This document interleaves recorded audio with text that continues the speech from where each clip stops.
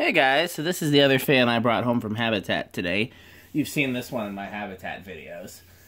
It's this tiny little Kichler, and I've never actually measured it to see how big it is, so we're going to do that right now. I don't know the model name either, but somebody will comment on the video and tell me the model name. Someone always does. So it's about 30 inches. So, I've been saying that I like this, and I can foresee a use for it in a tight space, like the hallway in the condo that I used to have and stuff like that. So I kept saying that if nobody bought it, I was going to take it home. Well, today we were working, and I've been traveling a lot, so I've missed a few shifts at Habitat, and we were getting really backlogged with fans. And we didn't have any place to put new stuff out for sale. We got a lot of new stuff. So, with standing orders from the management, as much as I hate it, excuse me, to purge anything that's been there too long without selling. And so a lot of chandeliers and light fixtures get purged after a month or two, sometimes longer than that, depending on how much we mark it down. But we've never had to purge any fans. The only fan that's been there for a very long time is that fancy Hampton Bay. I'm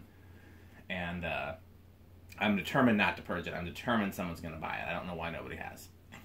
Sometimes stuff will get mangled from being out for sale, like the blade brackets will get bent, or a blade will get broken, or a glass shade will be broken, then we'll part it out. But never actually had to purge anything. So anyhow, where's my water? Today, we needed space, and so I was looking to see what I could take off the shelves that I wasn't going to miss. And there was a Westinghouse that had a pretty badly bent blade iron, and I tried to bend it back. It wasn't bent when I put it out for sale, and then, you know, people checking it out and moving it around, and it got bent. I tried to bend it back and it broke, so that one got parted out. And I parted out a few others that didn't make it out for sale. I parted out a Codep and Hampton Bay, Cameron, and what else did I part out today? I don't know. I usually part out easily as many fans as I put out for sale every shift, because we get such a high volume of fans that if they're missing parts and we don't have spare parts, they get parted out. And you know, so, yeah, tons of stuff gets... Anyhow, so I've been saying that, hey, if nobody bought this, I was going to take it home. So today, I decided to take it home because we needed the space. So, it's mine now. I no longer have a connected Kichler. I used to have a connected Kichler, and he moved on to a different company, and I haven't actually spoken to him in a while. I guess I could have it connected to that company if I wanted to, but I haven't tried. But if anybody from Kichler is watching, so far the thing I don't like about it is it uses a non-standard mounting bracket that did not fit on my wire mold box. And the wire mold box has the standard smaller spacing. You know, there's two outlet box spacing, smaller and larger. And this did not fit on the wire mold box. So you can see it's kind of rigged up there, which I don't like doing. But, you know, in the interest of making a video, I have to do. So, yeah. Kichler, if anybody's listening, make it so it fits a standard outlet box. That makes it a world easier for installations. Because this is a fan-rated wire mold box and it's fan-rated spacing. So, anyhow, let's give it a whirl. Pun not intended. So that's the low. Seems to have a pretty fast low, which you would expect, I guess, from a 30-inch fan.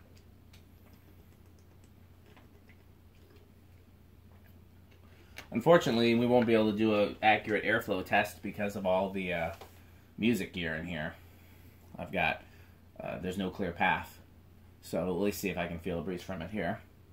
21, let's see what the wattage is. Okay, so low power factor.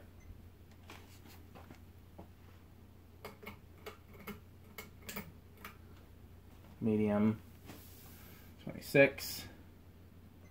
So higher power factor.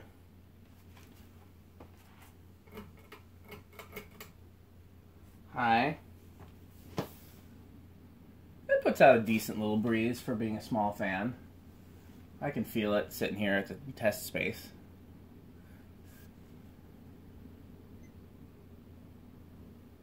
It's not like, oh my god, that's incredible for a 30-inch fan, but it's, oh, power factor 1, cool. But it's, you know, not useless. So I haven't decided if I am going to keep this or not, so if anybody wants it, make an offer. I can always use, like, there always seems to be a place for small fans, so, you know. Very quick spin down. Wow. Stiff bearings. Must be brand new. Medium low.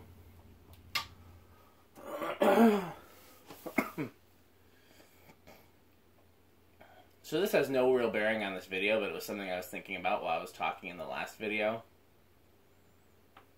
So it looks like it's going to be the same.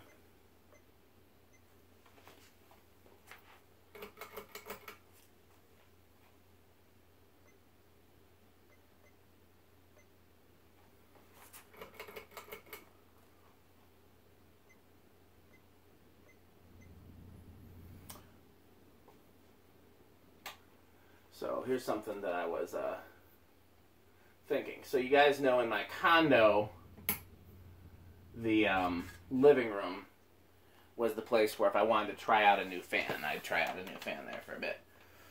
And I never circled back to the Terra. I always intended to, but I don't think I ever did. Starts on 2 microfarads there. And I never had a place like that in the farmhouse.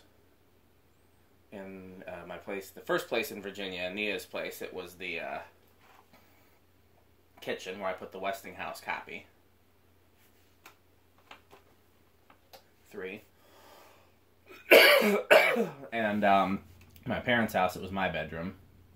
And in my first place in Virginia, it was the master bedroom. And in my very first apartment, the Badger Road place, it was the bedroom. Master bedroom. I guess there was only one bedroom. So I'd always said that here I wasn't going to have a switching fan place. These were all going to be permanent installs, and you know, maybe if I got something really cool, I'd consider putting it in the living room. But I hate to take down the Columbia, you know.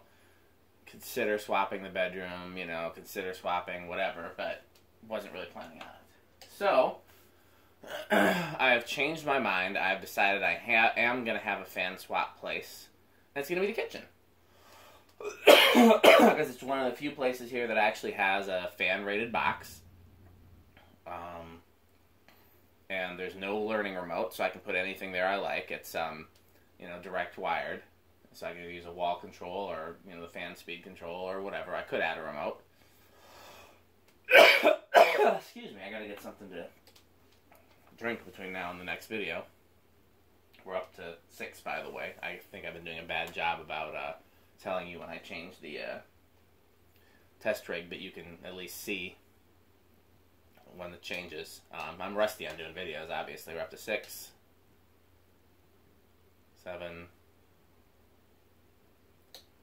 8. So yeah, I'm going to do the kitchen there. And I might actually put the Ornate Terra in the kitchen, because the Ornate Terra is still sitting here in my workshop. I've been looking for a place to put it, because it deserves to go somewhere. And it's not going to be a permanent kitchen fan, because it doesn't go. You know, it's an antique brass fan with cane, and there's nothing that would match that, but just to try. Might put one of the banana fans in the kitchen. I've been looking for a place to hang one of those. Now we're up to 11, 12. What else? I'd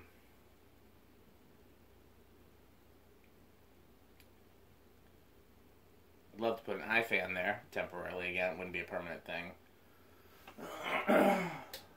What else? Man, I was just thinking, there was just something else in the back of my mind. I was like, ooh, I can't wait to put that in the kitchen, and now I've completely lost it.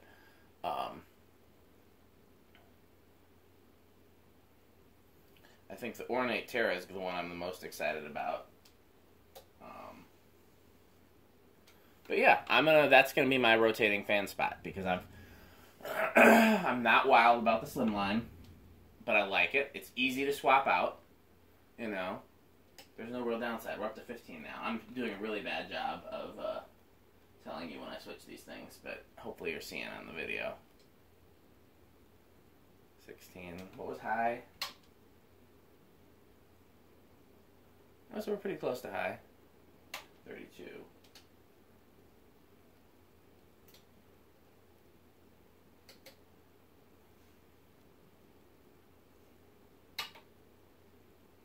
So no resonant frequency.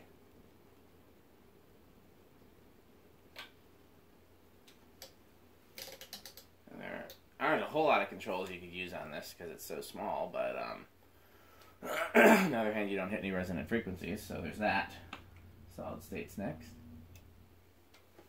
Man, it's bugging me. What else was I thinking about? It's got to be one of these stupid fans in the garage here, because I know I thought about putting that quorum in the living room, but I don't think I want to put that in the kitchen. I don't think I like that much. Yeah, the Terra is the big one. I want to do that. Do an eye fan. Do a banana fan. Those, I think, are the big ones. It's humming, but not moving. Bearings really must be stiff.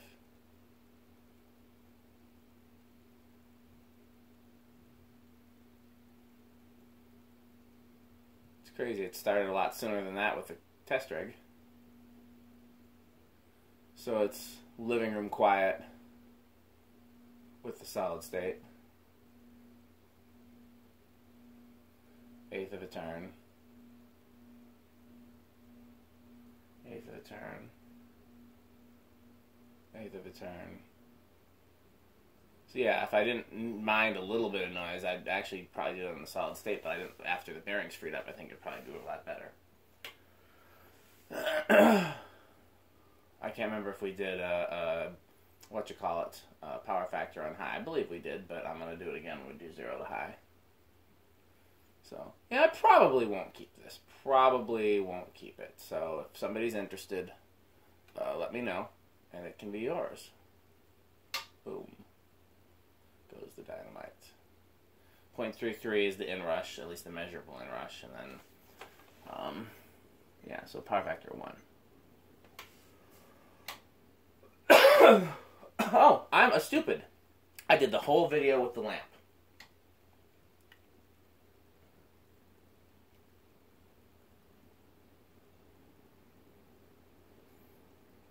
Honestly, with this slow of a current draw, it shouldn't change much. Still power factor 1. Here, just to show you the difference. That's the difference. So, lamp makes a huge difference when you have high current draw. It makes very little difference when you have a low current draw. So, well, screwed it up a little. Again, I'm rusty, but should be still pretty accurate. And again, you're not going to get a pretty good range of speeds with this anyhow because of it being so small. So, okay, let's do another video. Where are we at with this one? 13.